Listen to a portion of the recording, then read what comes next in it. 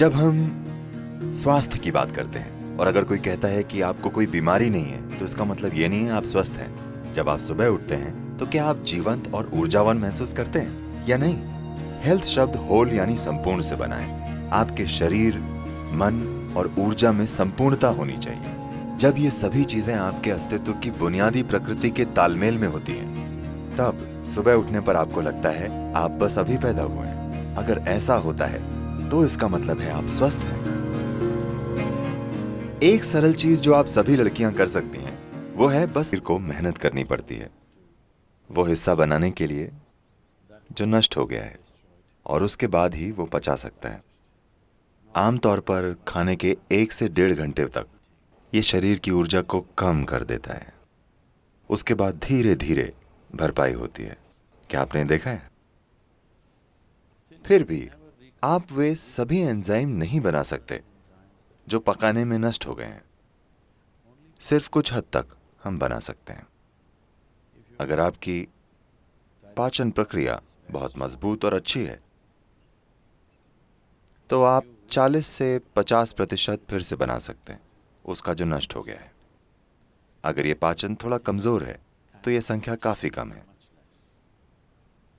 तो जो भी हो, अगर आप पका हुआ भोजन खाते हैं तो आपका खाया हुआ 50 से 60% भोजन आमतौर पर बर्बाद हो जाता है, लेकिन शरीर को फिर भी उस पर काम करना पड़ता है। और जितनी ऊर्जा ये लगाता है और जितनी तकलीफ झेलता है वो बहुत ज्यादा है।